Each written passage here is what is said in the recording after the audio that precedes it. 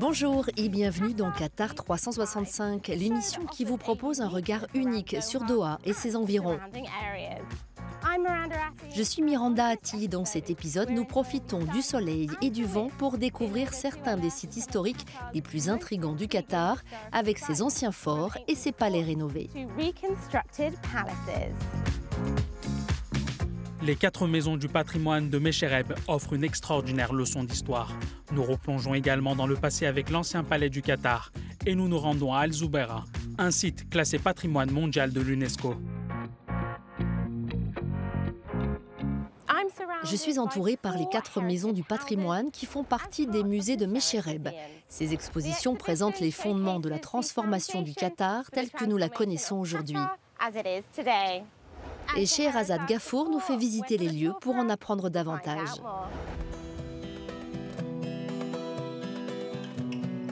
Quatre musées, et tous ont des histoires très spécifiques à vous faire découvrir. Datant du début du XXe siècle, ils font partie du réaménagement du centre-ville de Doha.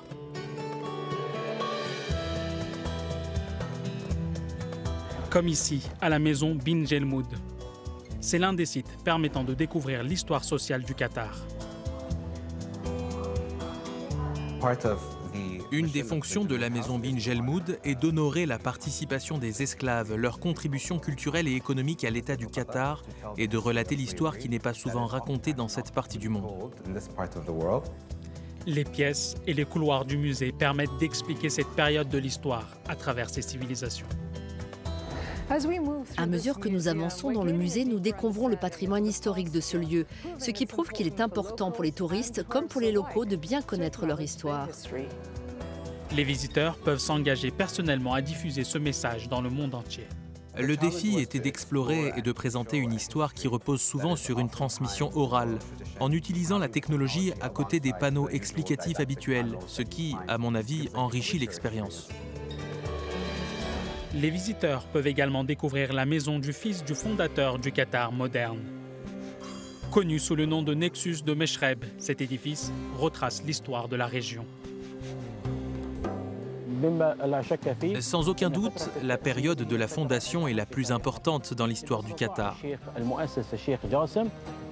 Le cheikh Jassim bin Mohammed bin Thani a réussi à unir les tribus qataries pour créer une union nationale.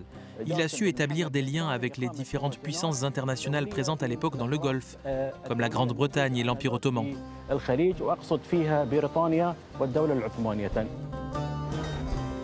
Avec la maison Radwani, découvrez le mode de vie traditionnel des Qataris et visitez le site de l'une des premières fouilles archéologiques de la ville. Je faisais partie de l'équipe qui a préparé les plans originaux pour restaurer le site exactement comme il l'était auparavant. J'ai donc étudié les anciens sites et les habitudes des familles qui les occupaient.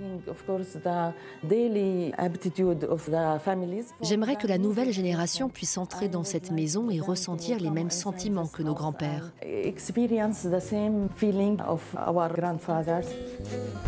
À la maison Compagnie, vous pourrez assister aux changements survenus après la découverte du pétrole et l'arrivée de l'électricité. C'est ici que se trouvait la toute première compagnie pétrolière du pays. Raconter l'histoire du point de vue des pionniers du pétrole et mettre l'accent sur l'élément humain montre aux jeunes générations que nous n'avons pas toujours vécu dans le luxe et qu'il existe un esprit d'endurance et de résilience. Les récits, les histoires orales et les traditions que nous ont transmis nos grands-parents nous permettent de mieux comprendre à quoi ressemblait Doha et comment elle s'est développée de manière naturelle. C'est ainsi que nous essayons de faire le lien entre le passé et le présent. Et c'est exactement ce lien que les historiens qataris espèrent que les générations futures continueront de maintenir pour mieux comprendre leur avenir.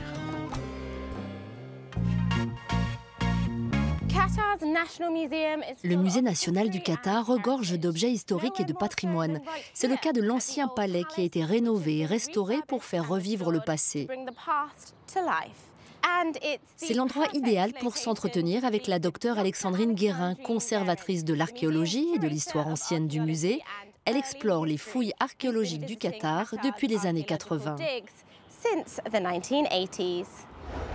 Mourouab est vraiment un site archéologique très intéressant, car c'est le seul que nous avons découvert sur la période du début de l'ère abbasside.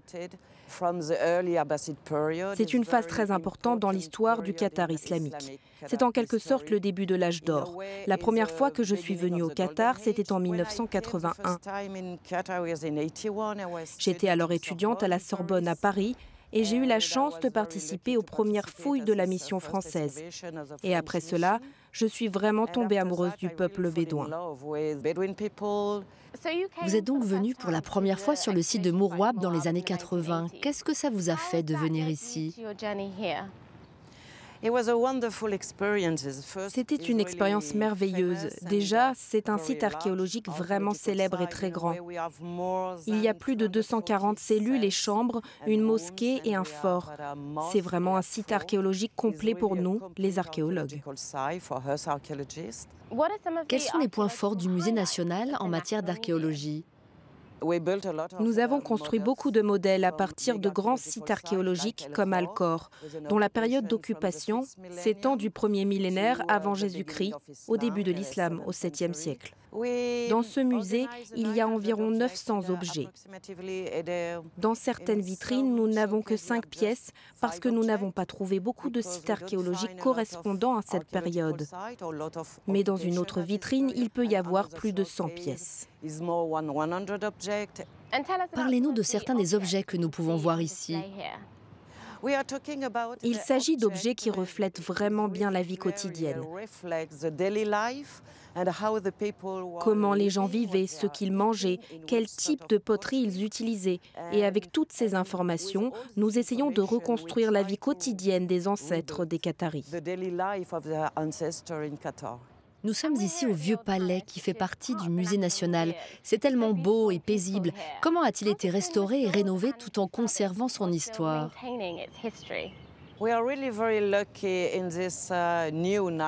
Nous avons vraiment beaucoup de chance avec ce nouveau musée national parce que nous intégrons l'ancien et nous réutilisons tous les objets qui étaient exposés dans l'ancien musée. À côté de cela, nous travaillons vraiment très dur avec l'architecte et l'équipe de conservation pour préserver et non pour reconstruire, car l'idée était de restaurer ce site.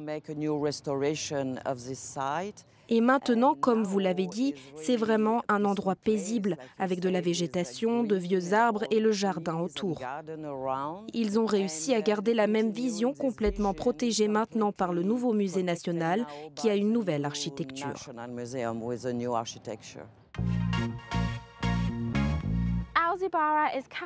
Al-Zoubara est la plus grande zone archéologique du Qatar et le premier site qatari à être inscrit sur la liste du patrimoine mondial de l'UNESCO.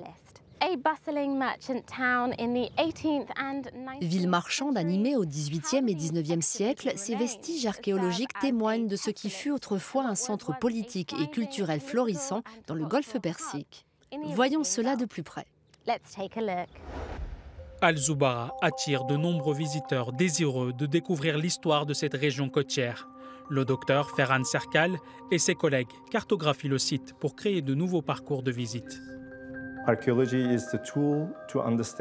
L'archéologie est un instrument qui permet de comprendre ces peuples qui vivaient au Qatar et de découvrir comment ils vivaient, ce qu'ils mangeaient, leur but, pourquoi ils vivaient dans cette région et quelles étaient leurs relations avec les autres régions du Golfe et au-delà.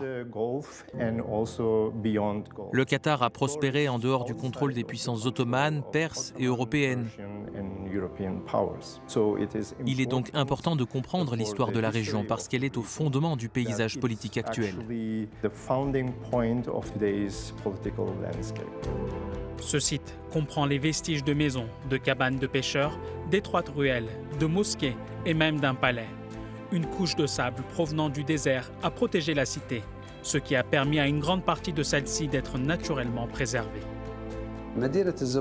La cité de Zoubara est une ville importante parce qu'elle constitue un bon exemple des villes de la région. Les fouilles dans cette zone nous donnent un bon aperçu de l'histoire régionale, du concept de la ville, de l'architecture, du mouvement littéraire existant, des médias, de la méthode défensive et de la gestion des sources d'eau. La précision des rues et la disposition des bâtiments témoignent d'une ville qui a bénéficié d'une conception bien étudiée. Et les murs extérieurs offraient une protection indispensable.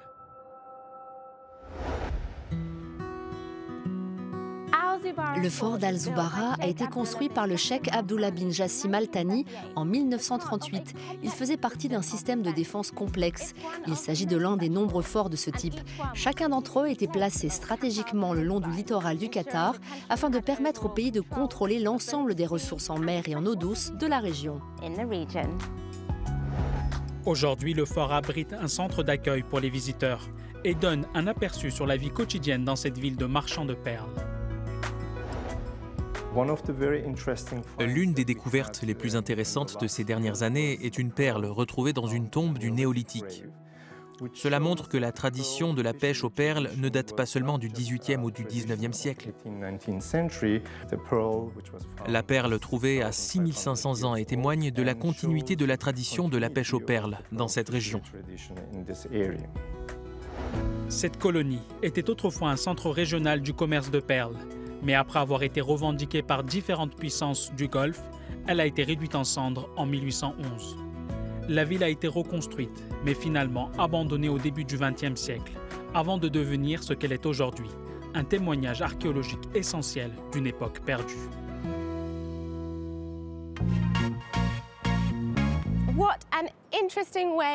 C'était très intéressant de se plonger dans l'histoire du Qatar et nous sommes arrivés à la fin de cet épisode. Mais si vous avez des questions, n'hésitez pas à nous contacter via notre hashtag Qatar365. Pour en savoir plus, rendez-vous sur euronews.com. À très bientôt sur Qatar 365.